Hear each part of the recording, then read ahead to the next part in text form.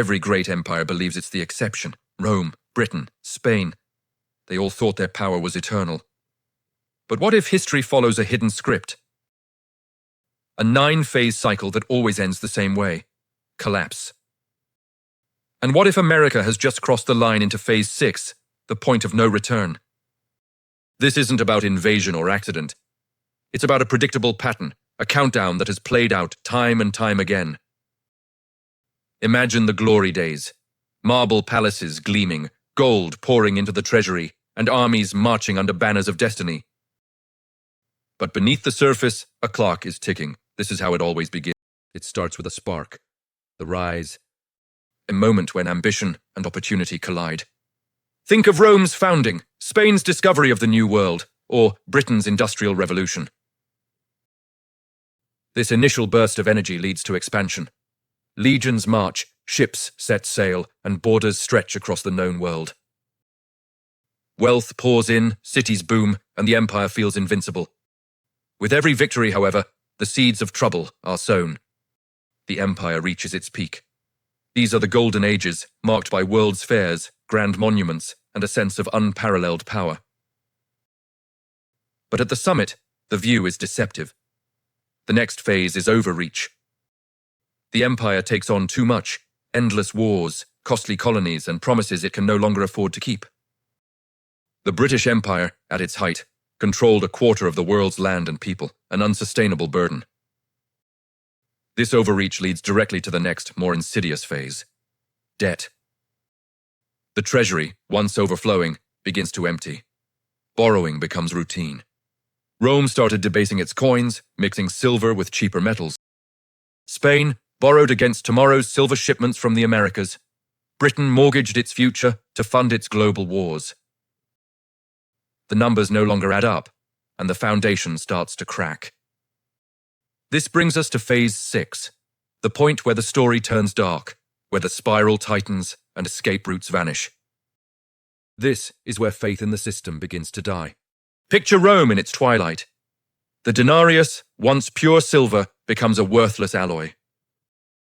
People lose trust in the money itself. Markets spiral into chaos, prices soar, and soldiers start demanding payment in gold, not the debased currency. This isn't just an economic problem. It's a crisis of belief in the very idea of Rome. Or look at 16th century Spain, the world's richest empire, drowning in gold from the Americas, yet completely unable to pay its bills. The king declared bankruptcy, again and again. Each default shattered the trust of creditors. Each new loan came with harsher, more crippling terms.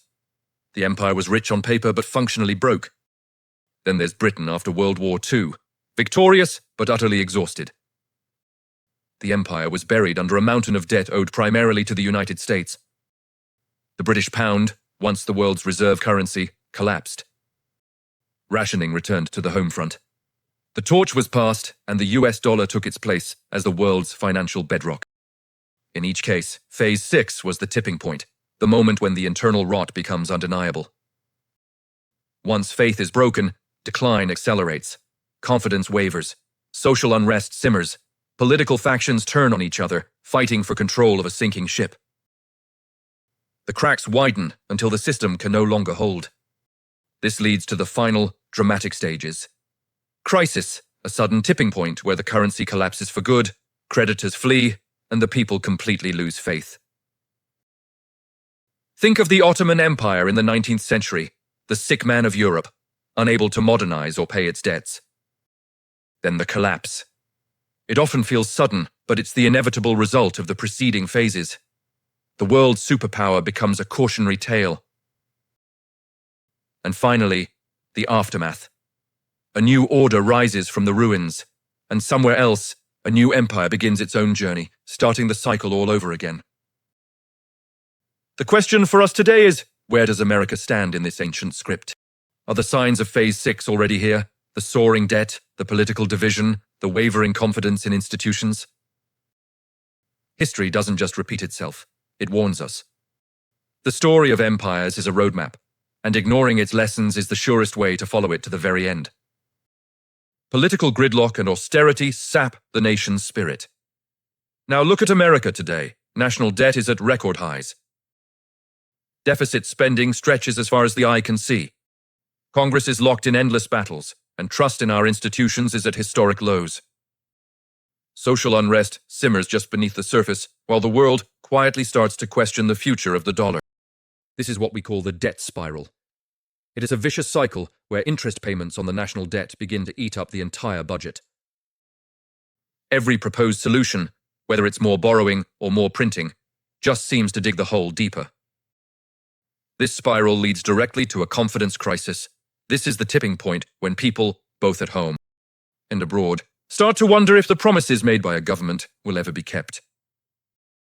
What happens when the world stops believing in your money? It's a question that echoes through history, yet empires always seem to ignore the warning signs. This critical stage is known as Phase 6 in the 9-phase cycle of empires. But is there any way to escape the spiral once Phase 6 begins? History's mirror is unforgiving.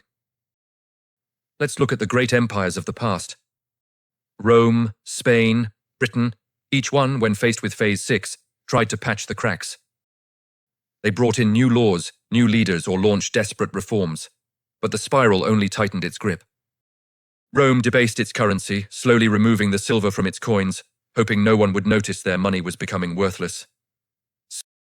Spain borrowed heavily against future shipments of gold from the New World, believing the treasure fleets would never stop coming.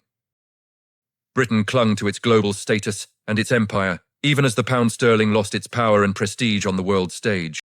Now America stands at the same crossroads. Of course, things are different today. The world is more interconnected than ever before. The US dollar is the global reserve currency, the bedrock of international trade. And technology moves at the speed of light, changing everything from finance to communication.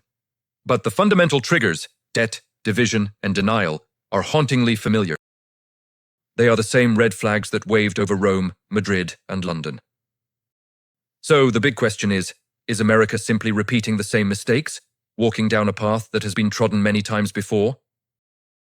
Or is there something truly different this time that could change the outcome? What do you think past leaders would say if they could see us now? What lessons did they learn too late?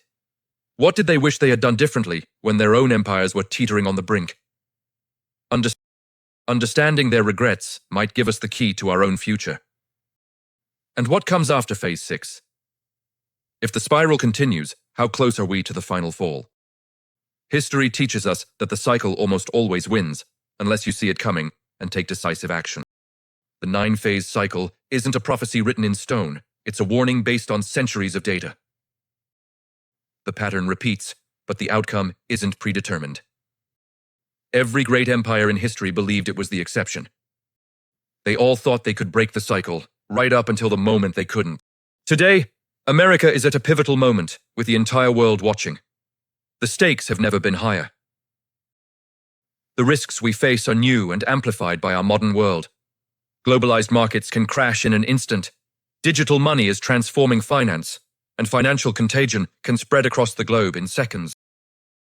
But the central lesson is ancient and simple. No nation, no matter how mighty, can ignore the laws of mathematics forever. The numbers always win. So, will America find a way to break the cycle, or will it become just another cautionary tale in the history books? The answers are hidden in the past, if you know where to look. By studying these historical patterns, we can learn to spot the signs and understand the forces at play.